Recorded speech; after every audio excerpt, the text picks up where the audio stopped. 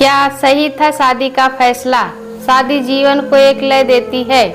जैसे बिना साज की आवाज अधूरी है, वैसे ही बिना शादी के जीवन अधूरा। जीवन साथी का साथ अकेलेपन को दूर करता है। माँ, आप दोनों की जिम्मेदारी तुम्हारे ऊपर है। वैसे भी लड़के के आ जाने के बाद दोनों बेटियों के प्रति मेरा मोह भी कम हो गया है। माँ को नानी से या कहते जब सुना तो मेरी आंखें भर आई। माँ का खत मिला।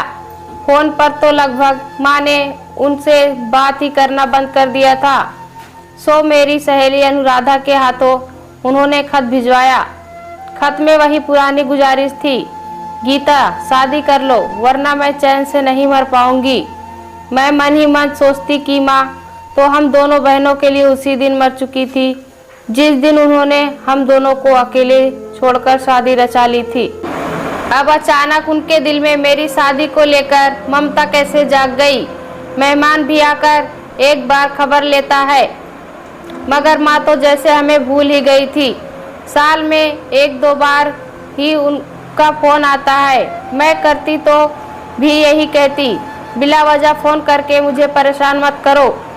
गीता, अब तुम बड़ी हो गई हो, तुम्हें वहाँ कोई कमी नहीं है। अब उन्हें कैसे समझाती कि सबसे बड़ी कमी तो उनकी थी, हम बहनों को। क्या कोई माँ की जगह ले सकता है। खत पढ़कर मैं तिलमिला गई। अचानक मन में अतीत के पन्नों में उलझ गया। वैसे शायद ही कोई ऐसा दिन होगा जब अतीत को याद करके मेरे आंखों में आंसू ना बहे हों, मगर माँ जब कभी शादी का जिक्र करती तो अतीत का जख्म नासूर बनकर रिसने लगता। तब मैं 14 साल की थी, वही मुझसे 2 साल छोटी थी मेरी बहन। उसे सभी छोटी कहकर बुलाते थे। माँ ने तभी हमारा साथ छोड़कर दूसरी शादी कर ली थी। पहले जब मैं माँ के लिए रोती तो नानी यही कहती कि तेरी माँ नौकरी के लिए दिल्ली गई है, आ जाएगी। पर मुझे क्या मालूम था कि माँ और नानी ने मुझसे छल किया। क्यों गई है, मेरा बालमन पूछता। क्या कमी थी यहाँ, मामा हम सभी लोगों का ख्याल रखते हैं।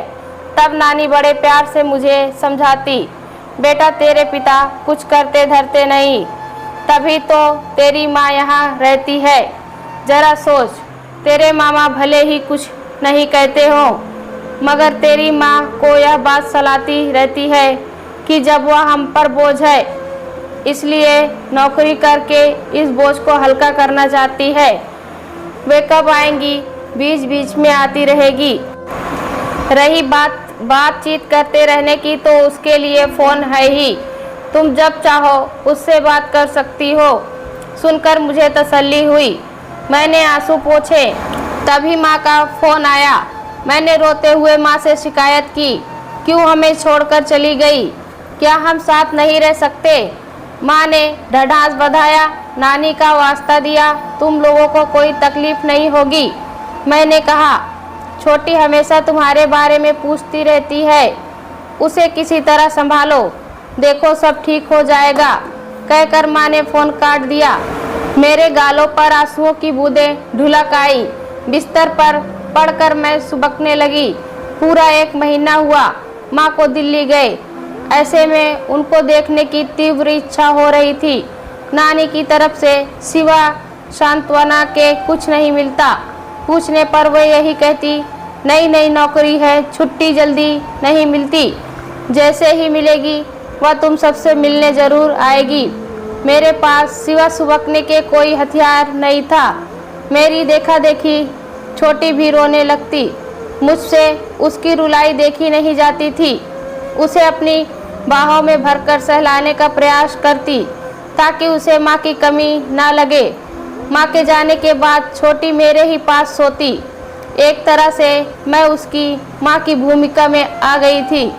अपनी हर छोटी मोटी ज़रूरतों के लिए वह मेरे पास आती। एक भावनात्मक शून्यता के साथ 2 साल गुजर गए। जब भी फ़ोन करती माँ यही कहती, बहुत जल्द मैं तुम लोगों से मिलने बनारस आ रही हूँ, मगर आती नहीं थी। हमारा इंतज़ार महज भ्रम साबित हुआ। आहिस्ता आहिस्ता हम दोनों बहनें बिन माँ के रहने की आदी हो गई। मैं बीच में पहुँच गई कि एक दिन शाम को जब स्कूल से घर लौटी तो देखा माँ आई हुई है। देखकर मेरी खुशी की सीमा ना रही। माँ से विछोह की पीड़ा ने मेरे सब्र का बांध तोड़ डाला और बाहर निकल मेरे आंखों से आंसू का सैलाब जो रुकने का नाम नहीं ले रहा था। नानी ने संभाला, अब तुम कहीं नहीं जाओगी। सिसकियों के बीच में मैं बोली। वे चुप रही। उनकी चुप्पी मुझे खल गई। जहाँ मेरे आंसू थमने का नाम नहीं ले रहे हैं थे, वहीं माँ का तटस्थ भाव उनके सवालों को जन्म दे रहा था। क्या यहाँ आकर उन्हें अच्छा नहीं लगा? 2 साल बाद एक माँ को अपने बच्चों से मिलने की जो तड़प होती है, उसका मैंने माँ में अभाव देखा। शायद नानी मेरे मन में उठने वाले भाव को भाप गई।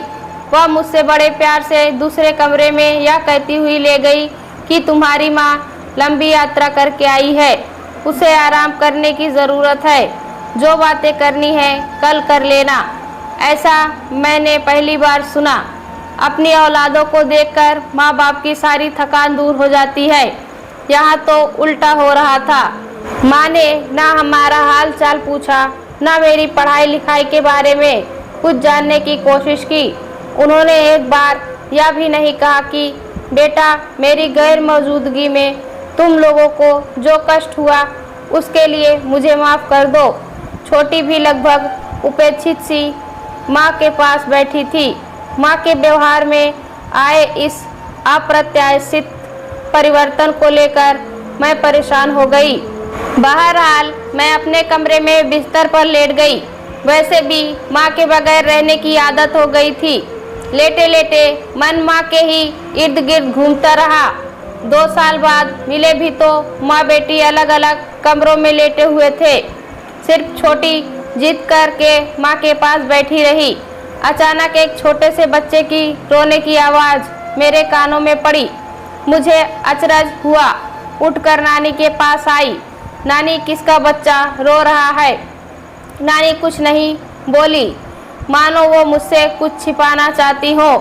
कोई जवाब ना पाकर मैं माँ के कमरे में आई। देखा माँ एक बच्चे को गोद में लेकर दूध पिला रही थी। मेरे चेहरे पर शिकन पड़ गई। माँ के करीब आई। माँ, या किसका बच्चा है?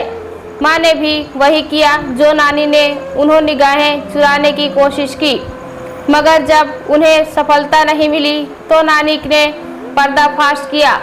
यह तुम्हारा छोटा भाई है। तुम्हें हमेशा शिकायत रहती थी कि तुम्हारे कोई छोटा भाई नहीं है। लो, अब अपनी ख्वाहिश पूरी कर लो। नानी ने बच्चे को माँ से लेकर मेरे हाथों में दे दिया। एक बार की मैं असमंजस की स्थिति में आ गई। बच्चे को गोद में लेती हुई यह पूछने से अपने आप को रोक न पाई कि माँ, यह भाई कहाँ से आया। माँ दुविधा में पड़ गई। वे भरसक जवाब देने से बचती रही। बच्चे को भाई के रूप में पाकर कुछ क्षण के लिए मैं सब कुछ भूल गई, मगर इस बात का मतलब यह नहीं था कि मेरे मन में सवालों की कड़ी खत्म हो गई। रात में ठीक से नींद नहीं आई। करवटें बदलते कभी माँ तो कभी बच्चे पर ध्यान चला जाता। कभी नानी और माँ की खुसुर खुसुर मेरे कानों में पड़ी। कैसा चल रहा है?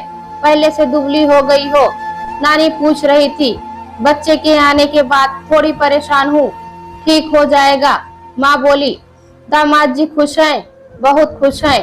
खास तौर से लड़के के आने के बाद मैं तो डर रही थी कि 2 बेटियों का कलंक कहीं वहाँ भी तेरा पीछा ना करे।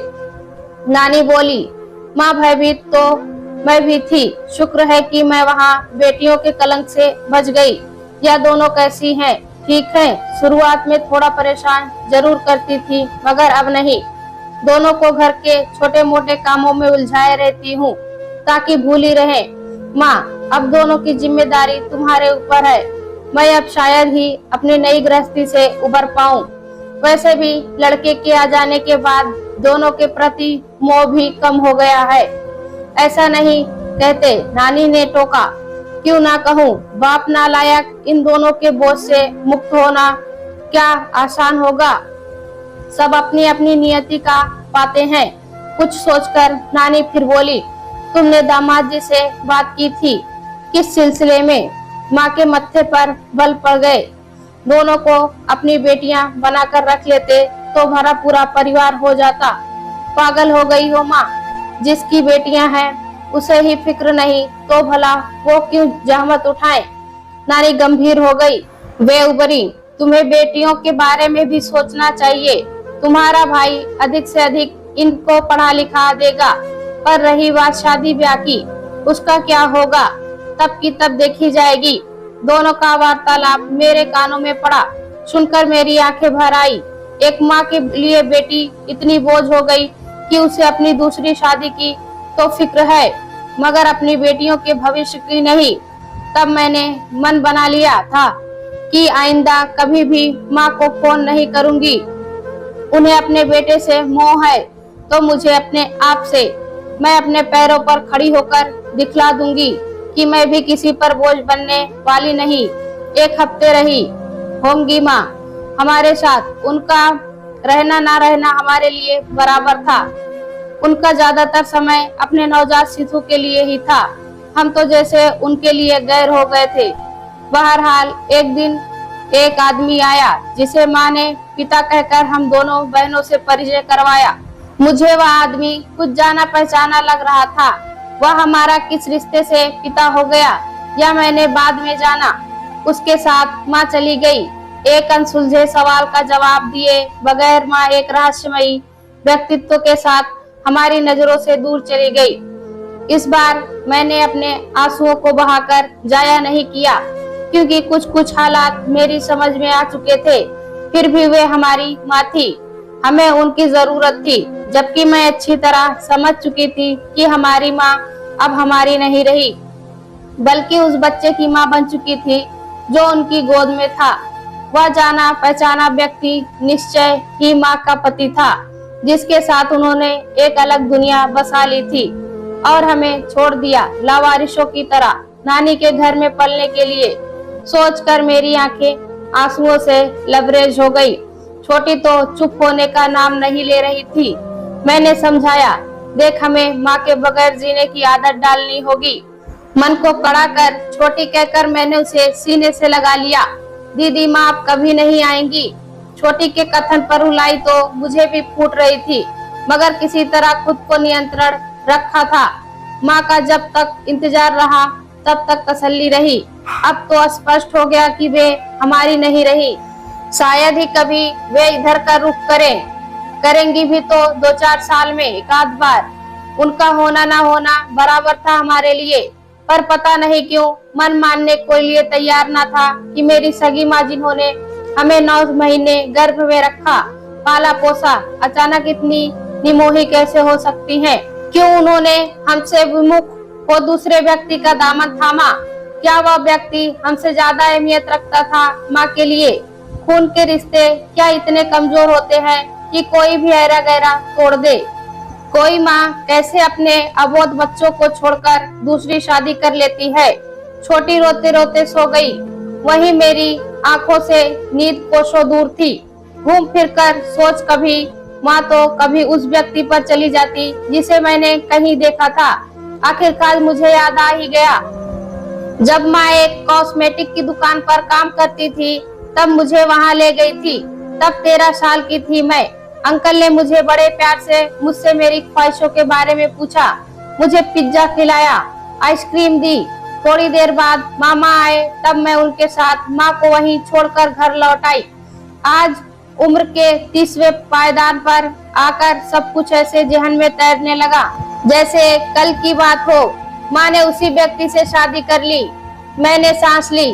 जो भी हो, एक बात आज भी सूल की भांति चुभती है कि क्यों माँ ने हमसे ज्यादा उस व्यक्ति से शादी को अहमियत दी। क्या हमें पाल पोस कर बड़ा करना उनके जीवन का मकसद नहीं हो सकता था? जब शादी करके बच्चे ही पालने थे तो क्या हम बुरे थे? अगर इतना ही बेगानापन था हमसे तो छोड़ देती हमें अपने पिता के पास। काम धाम नहीं करते तो क्या हुआ? कम से कम उन्हें अपने खून के रिश्ते का ख्याल तो होता। हो सकता था हमें देखकर वे भी कुछ काम धाम करने लगते। अनायास पापा की याद आने लगी। 5 साल की थी जब माँ ने पापा का घर छोड़ा। नानी कहती, तेरे पिता गैर जिम्मेदार थे। बड़ी हुई तो नानी से पूछा। नानी माँ की शादी हुई तब उनकी उम्र 16 साल की थी और पापा की रही होगी 21 साल। यही ना आपने हमें से बताया था। इतनी छोटी उम्र में ना माँ शादी लायक थी ना पापा घर गृहस्थी संभालने लायक। आपने तो अपना बोझ हटाया मगर पापा को तो मौका दिया होता संभालने का। 25 साल के बाद ही आदमी कुछ करने की स्थिति में होता है, मगर आपको तो माँ की शादी के साथ उनके कमाने की जल्दी थी। माँ को क्या कहें, वे अपरिपक्व थी जो विवाह को मजाक समझा और चली आई आपके साथ रहने। आपने भी उनका सपोर्ट किया। क्या फायदा हुआ ऐसी शादी करने से जब लड़की मायके में ही आकर रहने लगे। नानी को दंश लगा। जब तू कुछ नहीं जानती तो मत बोला कर। वे थोड़ी रुआसी हो गई। मुझे अपराध बोध हुआ। भरे गले से कहने लगी, जब तेरे नाना मरे तब मेरी उम्र थी 35 साल। 3 लड़कियों और 2 लड़कों की छोड़कर जब वे गुजरे तब मेरे ऊपर दुखों का पहाड़ टूट पड़ा था। किसी तरह संभाली तो दिन रात यही चिंता खाए जा रही थी कि कैसे 3 लड़कियों की शादी करूंगी। शादी करना क्या जरूरी था? इस शादी से मिला क्या? तो क्या घर बिठाकर 4 लोगों के ताने सुनती, भले ही बेटी की जिंदगी बर्बाद हो जाए। मैं तुझसे बहस नहीं करना चाहती, जो उचित था वो किया। रही बेटी की बात, मैं ऐसे आदमी के पास उसे नहीं छोड़ सकती जो दिन भर बैठकर मुफ्त की रोटियां तोड़े। छोटी छोटी जरूरतों के लिए उसे सास ससुर पर निर्भर रहना पड़ता। क्या वह इतना भी कमाने की स्थिति में नहीं था कि उसके लिए एक लिपस्टिक ला सके? इतना ही कमाने वाला दामाद चाहिए था तो पहले काम धाम देखकर शादी करती देखी थी। बाप की तो पहले ही किराने की अच्छी खासी दुकान थी, फिर शिकायत कैसी? जब माँ सास ससुर से अपनी जरूरतों के लिए कहती तब तुमसे बहस नहीं करना चाहती। पढ़ लिख गई हो तो कुछ ज्यादा ही बुद्धि आ गई है तुम में। नानी, मैं सिर्फ इतना कहना चाहती हूँ कि कम उम्र में शादी करके आपने घोर अपरिपक्वता का परिचय दिया है। बेटियों को बोझ समझा। इसका दुष्परिणाम है जो हमें अपने माँ बाप दोनों से वंचित होना पड़ा। कहते कहते मेरी दोनों आंखों के कोर भीग गए। पता नहीं क्यों मुझे माँ का चाल ढाल भी मर्यादित नहीं लगा, खास तौर से उनके पहनावे और बनाव श्रृंगार को लेकर। जब मेरा बालपन उतना समझने में सक्षम नहीं था, उस पर समय की देखी सुनी चीजों का अर्थ अब समझ में आने लगा था। माना कि माँ की उम्र ज्यादा नहीं थी, फिर भी उन्हें इसका तो ख्याल होना चाहिए था कि वे 2 बच्चियों की माँ है और मायके में रह रही हैं। नानी ना सही, आसपास के लोग तो जरूर कानाफूसी करते होंगे। ऐसे में उनकी और भी जिम्मेदारी बनती थी कि वह मर्यादा में रहे। क्या पता नहीं नानी ने शाह दी हो कि कोई दूसरा उनकी जिंदगी में आए और वे दूसरी शादी कर ले। और हुआ भी वही। माँ ने उस व्यक्ति से शादी की जिसके यहाँ वे नौकरी करती थी। आज मेरी समझ में आ गया कि नानी ने माँ के चाल चलन पर कोई एतराज क्यों नहीं जताया। ठीक है, उन्होंने जो समझा किया, मगर हमसे झूठ क्यों बोला कि माँ दिल्ली नौकरी करने गई है? हमें अंधेरे में क्यों रखा? यह सोचकर मेरा मन दुखी हो गया। पापा एक आध बार हमारे यहाँ आए, मगर माँ और नानी ने उन्हें बड़ी निर्लज्जता के साथ घर से निकाल दिया। उसके बाद वे कभी नहीं झांके। हो सकता है उन्होंने भी दूसरी शादी कर ली हो। आहिस्ता आहिस्ता मैं और छोटी ने बिन माँ के रहना सीख लिया। पहले माँ का फोन भी आता जाता था, मगर धीरे धीरे वह भी आना बंद हो गया। हमने भी फोन करना बंद कर दिया। मन बना लिया कि मैं और छोटी पढ़ लिख कर अपने पैरों पर खड़ी होंगी।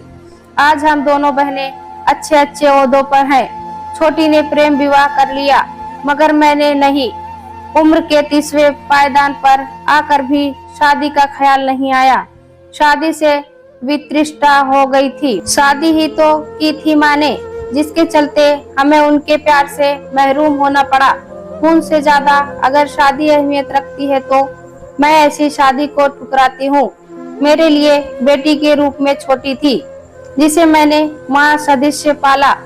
आगे भी उसी की खुशी में अपनी खुशी तलाशती रहूंगी।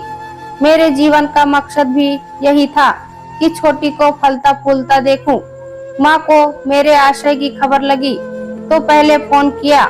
जब उससे सफलता नहीं मिली तो मेरी सहेली अनुराधा से खत भिजवा दिया। मैंने अनुराधा को खूब खरी खोटी सुनाई कि क्यों लिया उनका खत, मैं उनसे नफरत करती हूँ। आज अचानक जिम्मेदारी का ख्याल कैसे आया। हमें बेटी माना होता तो ठीक था, हमें तो लावारिस की तरह नानी के पास रख कर चली गई गुलछर्रे उड़ाने। तुम्हें माँ के बारे में ऐसा नहीं कहना चाहिए, अनुराधा ने टोका। कि मुझे किंचित अफसोस हुआ। अनुराधा, मैं किसी के चरित्र पर उंगली नहीं उठा रही हूँ। मेरे कहने का आशय यही है कि उन्होंने जो किया वह ठीक था। अनुराधा ने कोई जवाब नहीं दिया। क्षणांश चुप्पी के बाद वह बोली, मैं चाहती हूँ कि तुम एक बार अपनी माँ से मिल लो। मैं उनकी शक्ल भी देखना नहीं चाहती। तुम्हारी प्रतिक्रिया वाजिब है। तुम्हें उनके नहीं अपने तरीके से सोचना होगा।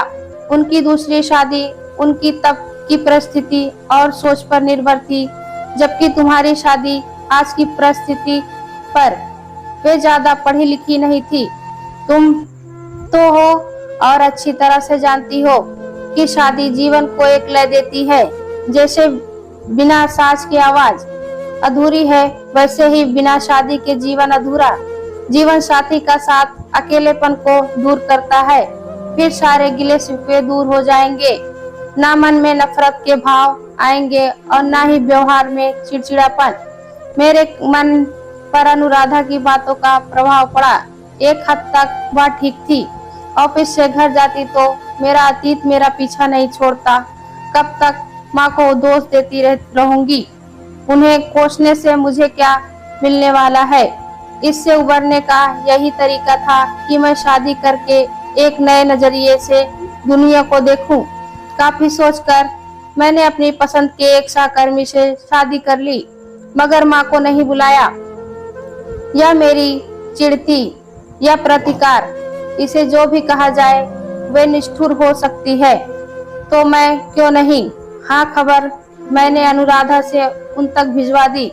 एक बात मुझे जीवन भर सताती रहेगी कि क्या कोई माँ खुदगर्ज हो सकती है। दोस्तों, कहानी अच्छी लगी तो कमेंट में बताएं। चैनल पर नए हैं तो एक लाइक और सब्सक्राइब करें।